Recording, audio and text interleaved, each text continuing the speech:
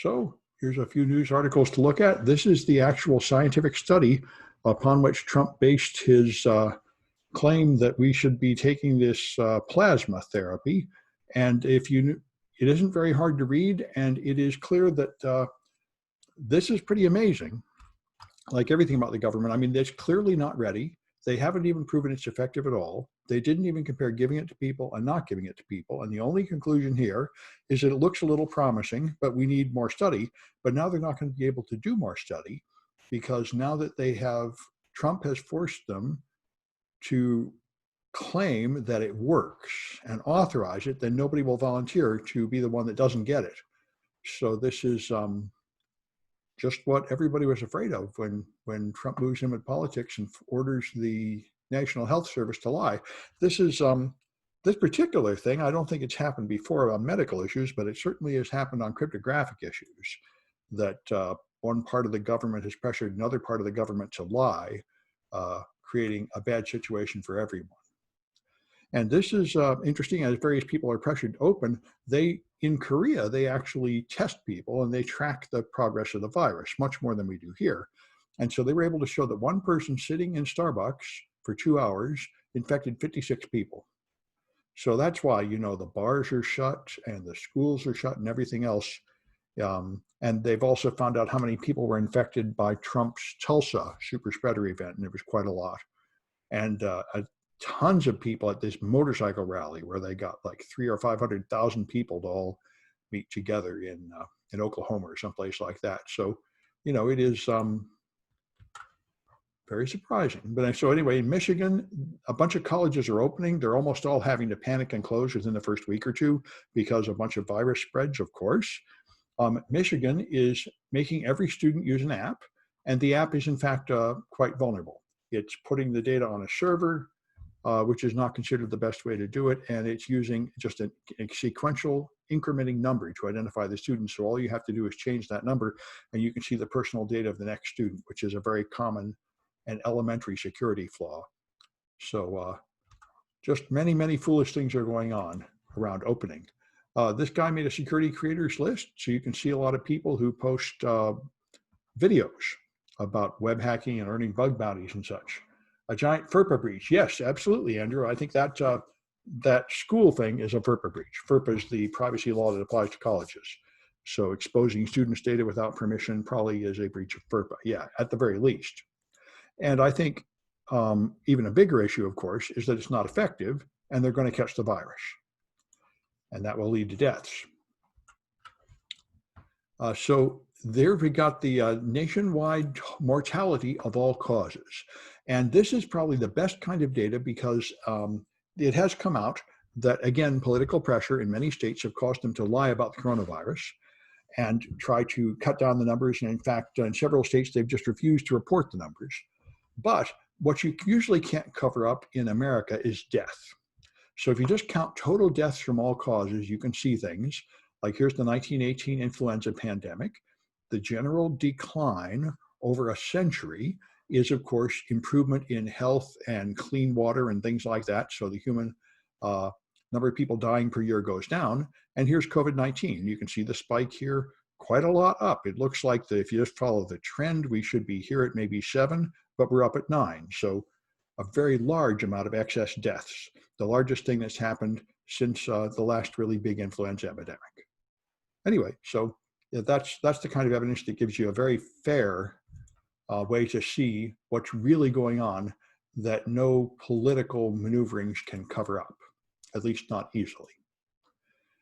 So here's a instance response set of tools that somebody aggregated, so it's pretty nice. An awful lot of things you can do, things for OS 10 and Windows and Linux. Just a very nice list of tools, so kind of fun to have.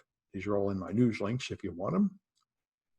And here's a new hire that got a job in America, and they turned it down because of the coronavirus, which is the kind of thing that, this wouldn't have happened in the past, but I would zoom in, but for somehow this irritating thing is not letting me do it. Open image, new tab might let me zoom in. Let's see. There it does. So he's decided that it's too dangerous to move his family to the United States because we are totally ignoring the coronavirus and people are dying. And also, the other thing that bothers him is that immigrants here have no rights at all. And Trump will just declare, kick out all the Muslims or something, and then they're gone. So the guy says, if I were to lose my job, or if I were to just be in some group that Trump decides to hate suddenly, I'd just be kicked out and have nowhere to go. And it would be awfully hard to leave, since you can't escape the United States right now. We're trapped here because no nation will let us in because of the virus. So it's all quite reasonable, but it shows, if you care about this country, and I mean, I've lived here my whole life, and I remember when we were proud and we were better than other countries, and we were treated our people well, and we didn't lie in the government, and the government was reliable, and we would actually go help other nations. And it's amazing how quickly we have fallen to be sort of the bad nation in the world that doesn't even take care of our own people, that is just a hazard to everyone else, that is led by a madman that no one can trust. It is shocking how quickly the fall is. It's happened to other nations, and now it's happened here, that you put a dictator in charge and you lose all your virtues incredibly fast. Anyway, and so here's alibi routing, another thing one of the students pointed out in another class that is pretty cool. If you use Tor, it will bounce your data across a bunch of random servers to hide where you are. And that sounds good, but it turns out that there are various groups that have infiltrated Tor and can somewhat de-anonymize it. And also, you don't control what nation it passes through. And some of those nations might have malicious Tor relays. So this alibi thing does the same thing, but you can specify which nations you wish to avoid.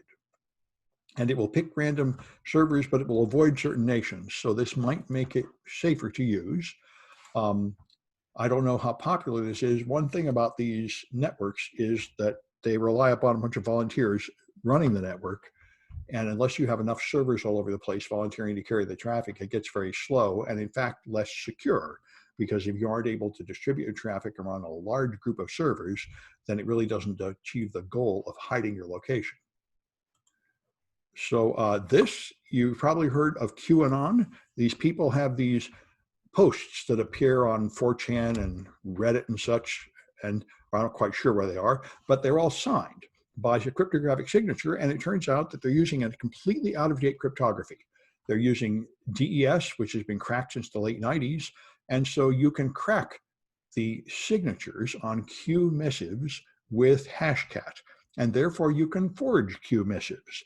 And this, it shows that it probably is not really someone inside the national security apparatus like it claims, if for those people who might actually believe that this stuff is real.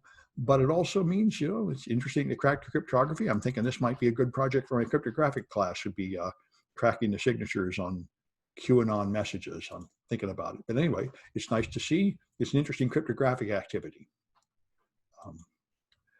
And here's a tool that I saw go by, I think, on Twitter today. One huge problem that's come up a lot is supply chain vulnerabilities. If you use Python or really almost anything, whatever you run loads libraries from the internet, and they load more libraries. And so there's a bunch of possible ways to feed poisonous code into your project. So this is a tool attempting to deal with that. There are third-party tools, there are commercial products. A bunch of people are trying to create something you can run that will tell you what is the origin of all the software you are using. And is it really secure? And is it really all got the known patches and so on? This, I think, the big cases that brought this to light were the image magic vulnerabilities and the SSH or SSL vulnerability, open SSL vulnerabilities came by a few years ago, 2014 and later, when huge portions of the software people use were all vulnerable because something in the chain of dependencies was vulnerable. And it raises your awareness that you're just trusting random software that somebody put on GitHub from some foreign nation. It didn't go through any security auditing or anything. And you probably shouldn't be that. When setting up private package repositories, well, I think it could, Andrew, if you could have your own private repositories and audit everything in there. Of course, one thing the repositories do is the stuff tends to have signatures and stuff. So you can verify that it hasn't been altered from its original form. But it really means, if you're using Python or anything, you have incurred a technical debt of somehow auditing all the versions of everything at the very least. That's why some kind of automated tool that you could install that automatically makes sure that you're not using a component with a known vulnerability would be worth paying money for. And I think a lot of people are developing tools like that. So anyway, this is kind of amazing. Jerry Falwell just had to quit because he got caught having a affair, and it's forbidden in his church apparently. But they talk about what his father did, the famous guy that started the Falwells, and his father, just as a trick, had some friend who was sort of annoying, so they killed his cat and roasted it and served it to him as a meal and didn't tell him till the next day, just as a fun prank, which is kind of amazing stuff, showing the kind of barbaric cruelty with which he was raised. So here's Iranian hackers attacking people with Dharma ransomware. These are relatively unsophisticated attackers, which tends to be true of a lot of what Iran does. They're not considered a highly technically advanced group, but they have succeeded in hacking a lot of people, and the Dharma ransomware has been for sale for a while. I don't think it's available open source. Oh, it was leaked online earlier this year. That's cool. So you can get built up, you can make ransomware by just modifying a public tool. So that's interesting. I might get the source code of this. My students could be making ransomware in the classes too. That would be interesting. Anyway, all right. And we talked about the plasma. And this is another amazing thing. We have no Republican platform anymore. They don't even have any goals or principles at all. It just is worship of Trump. And this is what happens in other nations. You have a dictator, and all you do is please the dictator, and nobody really cares what you do other than that. Anyway, so here we are, malware analysis. And I just, Erwin Lemus just told me today that you can get the Ghidra book. The Ghidra book doesn't officially come out until next month, but if you buy it, you can download it now. And that's what I did. So I started writing projects using Ghidra, and they're appearing down here. The first one is available today, and I'm going to have a whole series of these. They're extra credit, but Ghidra is wonderful. It is a fantastic product. It could be worth thousands of dollars if they've sold it. The NSA gave it away for free for some reason. And it makes it very easy to do analysis of Windows code and other kinds of code. But my main interest right now is using it to analyze Windows executable. So I've got the first project up where you download Ghidra and analyze the first sample tool with it. This is probably going to be, this may even be the main textbook for this course in the future. I'm not sure. Right now it's optional. But this book comes with some tools and a bunch of files to analyze. And this book comes with this main tool and some bunch of files to analyze. So in this first project, you install Ghidra, which is a Java-based program that runs on any operating system. Then you get the sample files, which are just available to anyone. And then you analyze your first file in Ghidra, chapter 4 example. And all you do in this one is analyze it and go to the properties, and it'll tell you how many functions it calls and such. But we're going to move into the more advanced features later. That's a very good question. Why the altruism from the NSA? From the timing, I suspect it's because of WannaCry. Because the NSA sloppily let a contractor put their tools on a machine with Kaspersky antivirus, so the Russians stole it and leaked it to embarrass the NSA, and it led to a god-awful series of malware attacks that actually killed people in Britain by shutting down hospitals. And we were just lucky that it didn't directly kill anybody here. And the NSA was blamed for that and greatly accused of being irresponsible, basically losing their military weapons and letting them harm innocent people. And shortly after that, they released Ghidra. So I suspect it may have been an attempt to have some good press. But anyway, they did release it, and it's a fantastic tool. And I wanted to add it to this course, and now the book is available. I went through the first 4 chapters, and that leads to this project. The book is very nice, step-by-step, gentle, introducing everything, right at the right level for my classes. So that's why I think I'm definitely going to work through it this semester and add it into classes either as a required or optional part of this class from now on, which is good because the practical malware analysis book is getting kind of old, and the samples are all 32-bit and so on. And so I am going to I already have removed a lot of the projects from that book that don't really work in modern versions of Windows, and I'll probably just replace them with Ghidra projects. Anyway, but that's, of course, the way this all goes. Everything keeps changing, and you have to keep changing to stay with the times. So we got a couple chapters to talk about today. They're pretty short. This is basically fundamental rules for dynamic analysis. So if you analyze your malware in virtual machines, of course, you should know how virtual machines work. And, and I imagine most of you have already used them. The point is, for dynamic analysis, you deliberately run malware on the machine. So it gets infected, it phones home, it downloads more stuff. Bad guys will start using it to do bad things. So this is something you certainly don't want to do on a normal machine connected to your normal other networks. You want to have some kind of gap. So the simplest thing, of course, is air gapped, where there's no network connection. But a lot of malware won't run properly if you give it no network connection at all, because all it does is launch a loader and try to load more malware from the internet. So one thing is just put it on a real machine and have no internet connection. So that's one option. But of course, then you have to keep re-imaging your real machine. This would, of course, be the most perfect in that the malware would have almost no way to know that you're doing this. You'd be running it in a real machine, so it wouldn't find any indications of being in a virtual machine. But virtual machines are what most people use. That's what we're going to use. This is typically the answer. Now, it would be pretty easy for malware to detect that it's in a virtual machine. It could just look at the name of the network adapter or some registry keys or things like that. Virtual machines are not intended to be stealthy, although some people have developed some projects to try to make a virtual machine that appears to be a real machine. But if you just use a default install of VMware or VirtualBox the way we are, or a default Google Cloud machine, those aren't subtle at all. So any malware could easily detect they're in that kind of machine and not run, but a lot of malware doesn't. By the way, there is some chance that the malware will escape the virtual machine and infect the host.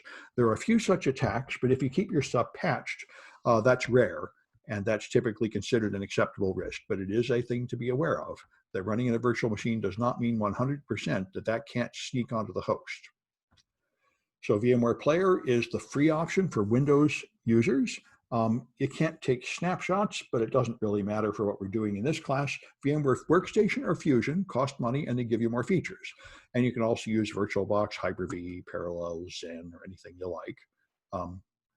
I should mention perhaps some people are having trouble doing the VirtualBox version. Now, as I mentioned before, what I think most people should be doing is using the cloud machine and doing these modern projects that run on modern versions of Windows. But several students have been setting up this old machine.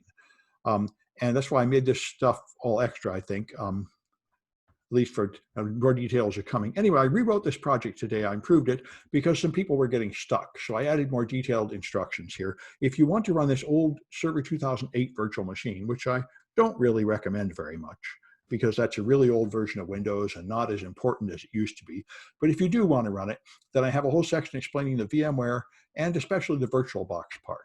The VirtualBox machine, you have to delete one of the hard disks to make it boot up. And that was confusing students, so I added instructions how to do that. I also have a Hyper-V version, but anyway, I would recommend not doing this unless you are really determined to do those projects.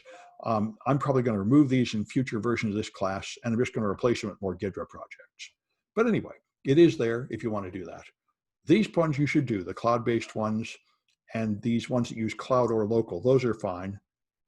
This legacy stuff is available, but I don't recommend spending your time on it necessarily. Oh, by the way, there's a job fair coming. If you need a job, Thursday afternoon, there's a job fair you can join by Zoom. That's 2 days away.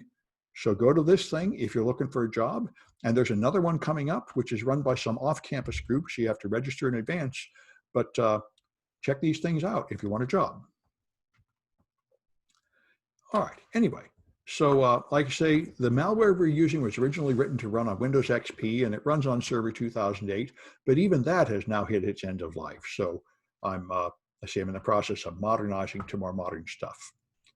Anyway, so you can configure VMware to be no networking or to be host-only networking. Then you have network traffic to the host, but not to the internet. But usually what I like is NAT mode. NAT mode lets your virtual machine go to the internet and your host machine go to the internet, but there's a virtual router between the virtual machine and the host, so it's not on the same subnet. And that usually is the nice arrangement that lets you run the malware successfully without it having much chance to affect the host. It does mean that your virtual machine is actually under criminal control for a while, and it might possibly be used to do some harm, which shocked me at first. And it shocked the German researchers that went to a HoneyNet project training I went to, but the American researchers said, it's too much bother. Just let one more bot join a botnet for a while. Who cares? And I learned that is the practical attitude, I think. It's the fastest, easiest way to do it. But if you wanted to be very precise, you would not let it connect to the real internet at all. So anyway, then you can make snapshots in your virtual machine if you like. You can take a snapshot right before you install the stuff and then run it and then revert the snapshot. If you're going to use a version of VMware without snapshots like VMware Player, then you'd have to save a copy of the machine before running the malware, because you surely should start from a clean machine before analyzing each piece of malware. Now, I'm not bothering with that for the projects in this class because we're using fake malware that isn't that harmful. But for real malware, you would definitely want to always start from a known clean state. All right, so of course, here's the problem. The risks of using VMware. The malware might not run correctly because it might notice it's in a VM. It might perhaps have a vulnerability in VMware that lets it spread to the host. So that's a thing to know. But none of the textbook samples will do any great harm. The only thing they'll do is sort of irritate you by popping up boxes that you have to change registry keys to get rid of. They're not really going to spread or do any great damage. So basic dynamic analysis, if you start with static analysis, we'll be touching something like fake net. We will. It's coming up. There's a few of these. There's one called iNet Sim, and that's the point. You can run software that simulates the network. And that's what the really careful people do. The malware doesn't really go to the internet, it goes to a fake internet. And that's an option, although like I say, I learned to be sloppy like most Americans and say, just let it hit the real internet. Anyway, but yes, that would be more sanitary. So if you do static analysis with things like strings and such, that might be nice, but you might find that you don't find the real answer there because the code is obfuscated or packed or something, and you can't really get it to do the interesting stuff. So then dynamic analysis is the efficient way to find out what it does. Now, increasingly, you can use an automated sandbox where somebody else runs it in their virtual machine and automatically analyzes it and just lets you see the data like VirusTotal. This is pretty awesome. There are a bunch online. There's pay ones, there's free ones. VirusTotal will do a version of it for free. There's Joe's Sandbox. So this is really pretty nice. And products like LastLine and FireEye will do this for every email attachment automatically. And they'll just tell you, we ran this attachment in a virtual machine and it looks dangerous, so we didn't let people download it, things like that. So that's an option. VirusTotal and PacketTotal are among the places to do that, and we're using them in the 152 class, Incident Response. In this class, we're focusing on how to do it yourself so you understand the process, but increasingly, people just let automated processes run by somebody else do it, and that'll certainly duplicate quite a lot of what we would do here. So if you want to launch malware, exe files are runnable. If you want to run a DIL file without a matching exe file, you can use this rundil32 utility to do that. So if you have exports, you can run DIL32, then give it the name of the DIL, and then give it the exported handle that you want to run. That would be the function you wish to run. So this is one way to use a DIL if for some reason you want to analyze a DIL and you do not have the matching exe. You can also modify DIL and turn it into an exe by modifying the PE header. So when you're running your malware, you can monitor the process with Process Monitor, which we already talked about last time. This is very nice. It logs, this basically is looking at the event viewer. And you can, what you do is you launch Process Monitor before you run the malware, and you exclude all the events you can see at that time. Then you run the malware, and you're only going to see the new events the malware creates. So here you see malware running, it creates a key, it closes a file, it reads a file, and so on. So you can see what files it creates, what events it does. This is extremely effective, but you have to filter it quite thoroughly, or you will find that it fills up with hundreds and thousands of events like event log itself. Also, if you leave this run for any length of time, it'll fill up the memory and crash. Notice down at the bottom, this is 128,000 events. So it is amazing how many events it picks up. This is how many, I got 128,000 events just from launching Calc, the calculator. So you can use, you can start and stop, capture, you can filter, and remove the events that are not interesting. So the simplest thing, like I say, is to launch it before you run the malware and exclude everything you can see, and then run the malware. It's, by the way, like all these techniques, it's relatively sloppy and approximate. The simplest way to exclude is to just exclude by process name. And in principle, the malware could launch a process with a name that you've excluded then. So it's a limit. Now, here's somebody with a free unpacker. Yeah, that's good. Yeah, good. I'll make a note of that one. Another unpacker. Anyway, so you can filter by including just the stuff you know or by excluding all the things that are there before. Then there's Process Explorer, that is like a super version of Task Manager, showing you all the processes that are currently running on the machine, sorted. So you'll see system processes at the top, and the processes that are launched from the user land at the bottom, which is very nice. So services are pink, processes are blue, and you can use Process Explorer. You can turn on DIL mode, and then it will list all the libraries used. So it really can tell you a lot of information about running processes.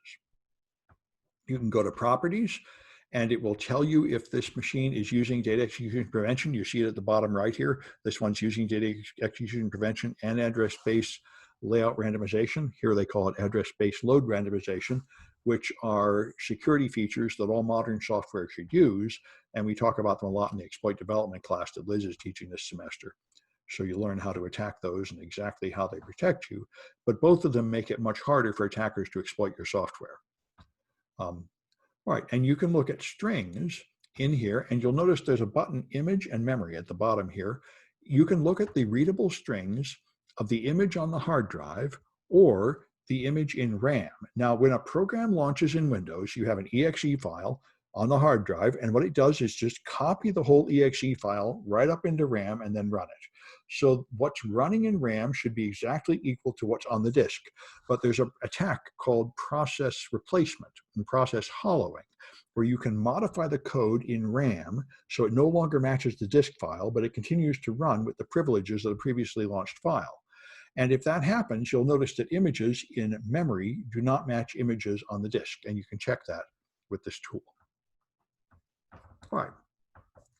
So you can open a document with a vulnerable application, watch Process Explorer to see if it launches anything, and then you can see where the malware is. So this is very nice. All right. And you can take registry snapshots.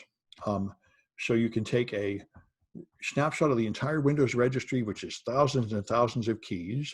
Then you can run the malware. Then you can take a second shot, and then you can compare it to see the difference. And this will list all the registry changes that were made by the installation of the malware, which is often another good way to see what it did. And here's what people were asking about faking a network. You can, in the book, they use Apache DNS. I didn't have any luck making it work in modern versions of Windows, so I just ignored it and switched to INetSim. INetSim is a Linux tool. It does the same thing, runs on Kali, runs on Linux easily, and that just simulates the whole internet. All it does is listen for incoming traffic on any common port, and it gives it some simple answer. So it doesn't really duplicate the internet, but it responds to requests. Every web page you load, it will load you a web page.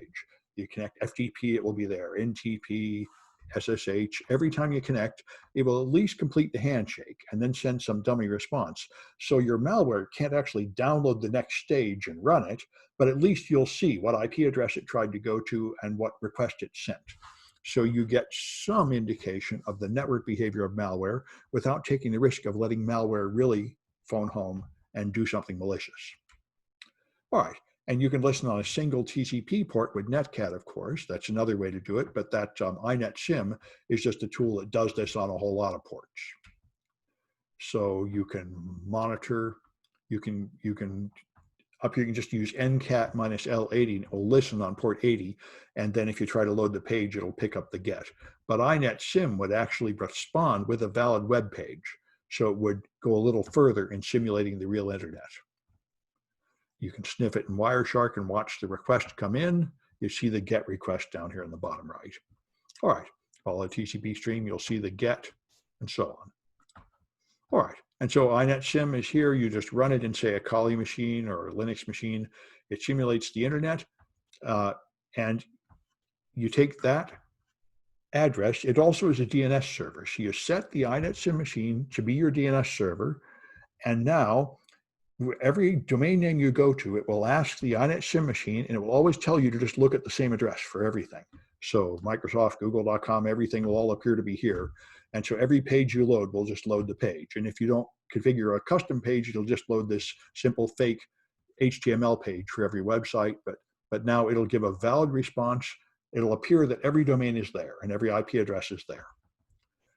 And so if you run Nmap, for example, on an INET SIM machine, it finds all kinds of open ports, every common service, 80 and 443 and 53, and everything is open, of course. They're all dumping dummy, simple pages, but at least they're open. And so your malware feels like it's connected to the internet. It's able to get some kind of response from all these ports. All right, so a procmon, there's the process that you do in the projects, first couple projects here. You run procmon, you filter and clear all the events before running it. Then you run Process Explorer, Redshot. You could run a virtual network and Wireshark to monitor the traffic. And then you monitor all the traffic as it goes. So we talked about this. It asks the INET SIM machine for all the domain names. And so every domain name resolves to that address. And therefore, every request of every kind goes to your INET SIM machine. And your malware is able to perform some of its network tasks without reaching the internet. So that's the cleanest, most sanitary way to do it. But as I say, in practice, most of us just quit worrying and let it connect to the real bad guys to get the job done. All right, so here's a Kahoot to look at.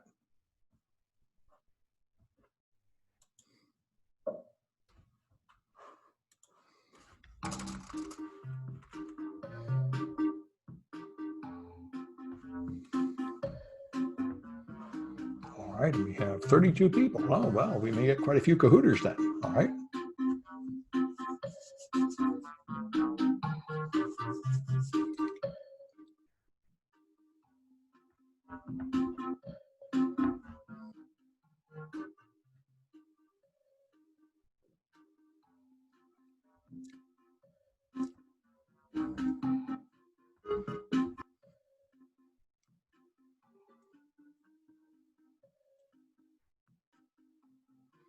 Wow, the Ghidra book is in the library. Wow, that's surprising. I'll make a note of that. Thank you for finding that out. That's awesome. I'll have to put that on my webpage. So look in the chat if you want to see how to do that, and I'll add it to my webpage after class. I'm just going to copy it and save it right now. Make sure I've got it later. That's good information. All right. You have to have a CCSF address. Well, still, that's cool. I'm surprised it works already because the book is technically not out yet. But anyway, I'm glad to see it. I very much recommend that Ghidra book. Is Canvas, I did not make the Canvas for non-CCSF students. I'll do it later this week. Good. These are good questions. 28. I bet we have all the people that are coming. I'll give it another 10 seconds. We can't have very many more. Okay.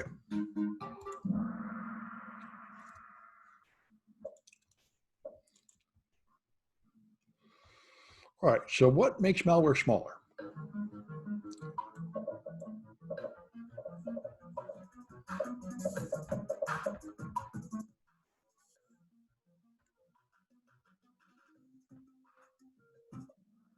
Hacking it, of course, like zipping it.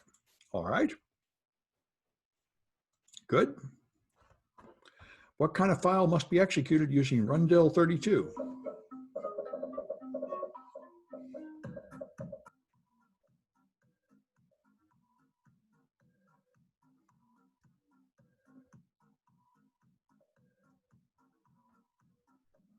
Hey, that's dills, of course. You can't run a dill alone. You'd have to have an exe attached to it. And this is the exe Microsoft gives you to run a dill. All right. All right, what tool records thousands of events per second? So you have to exclude most of them.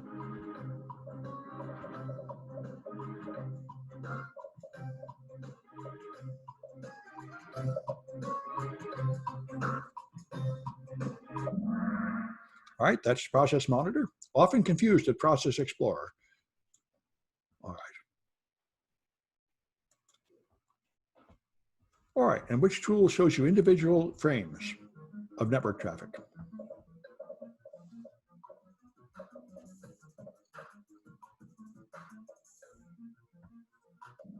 That's Wireshark. Good. And I think we got another one. Yeah. All right, what tool allows you to analyze botnet malware without contacting a real server?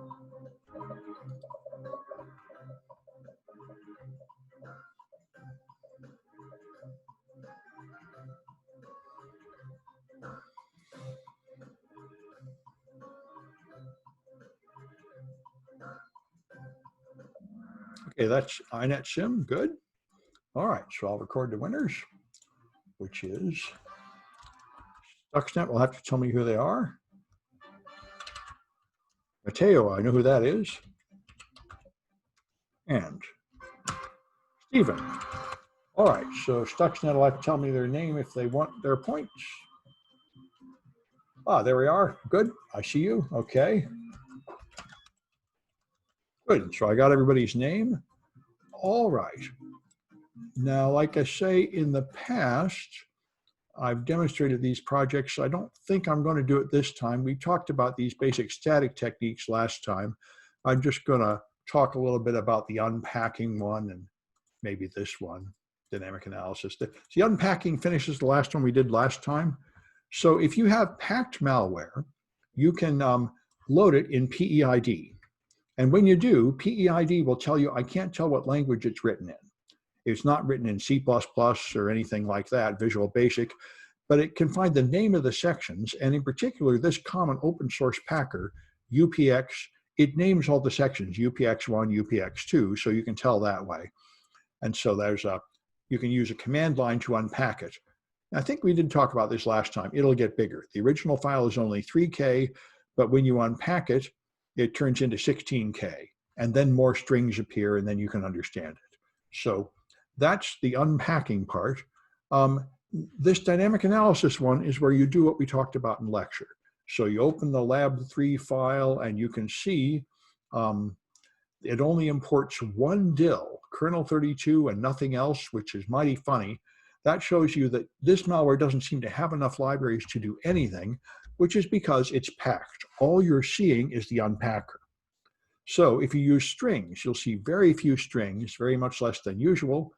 And all right, you're seeing, so you open this up for dynamic analysis. See this one here. Oh, that's right. Not that it's packed. It's not obvious. This one here uses something more complicated than being packed. You can see the readable strings. All right. So you want to do dynamic analysis. So you start Process Explorer, which runs in the background and shows you all the currently running processes, and then Wireshark, which sniffs all the network traffic. And then you run Process Monitor. And you have to make sure and ignore all the existing events. And then so you exclude all the harmless processes. So when you launch it, you'll see things like explorer.exe and so on. So you have to right click and exclude explorer.exe and click on it, right click and exclude until you have an empty process screen with nothing in it. You'll see thousands of events going by, but none of them are displayed because you're ignoring everything that's in a clean machine that's not infected.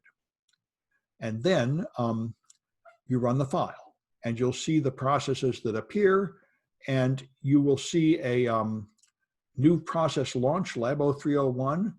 And if you view the handles in the lower pane, you can see the labels that this process uses. Handles are labels it creates in memory to refer to things, and one particular kind of handle is a mutant, which we'll talk about more later.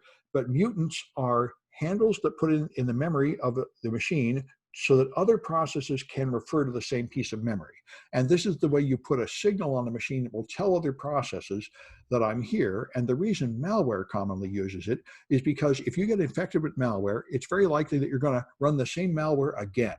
And it wants to notice, oh, this machine is already infected. Don't infect it again. So one way it marks a machine is with a mutant. And this one marks it with this mutant called WinVMX32, which looks like some kind of display driver or something harmless. but it's not, of course, it's a malicious process. And so then you can view the DILs, and you'll see the DILs that it uses. This malware uses TCP/IP, which means it's using networking. And so you can view its events in Process Monitor, and you'll be able to see, if you add some more filters, you can get down to see that it wrote a file and it set a registry value in the run key, which is the simplest example of what malware would do. It loaded a file on the hard drive, which is an executable, and then in the run key, it put a link to it. So every time you reboot the machine, it will run that file and relaunch itself. So this is the simplest kind of persistence method. So you'll see it there. And a couple flags you find to prove that you've done all that. And then in another thing you'll see is the beacons. When you are infected by a bot, you will see typically regular traffic going out to the command and control server every 1 minute or 30 seconds or something. And that's what you see here. You'll find that it keeps on doing a DNS lookup for practicalmalwareanalysis.com, which is the command and control server. Every 30 seconds, it looks it up. You see here's one at 7:03 and another one at 7:33 and another one at 7:63. So every 30 seconds, it connects to that domain, and then it sends some data to that domain. And in this case, because it's fake malware, it just sends 256 bytes of random data. But real malware, that would be some kind of data leaving your machine, identifying your machine, and perhaps receiving commands from the server, perhaps stealing passwords or something from your machine and sending them off. So, and I made a saved PCAP file from one of mine that you can analyze in Wireshark to show that you've learned how to do it. So anyway, that's what you have to do there to practice the basic dynamic analysis. So you should definitely do that. You should do these ones in this box for sure, because those are valuable.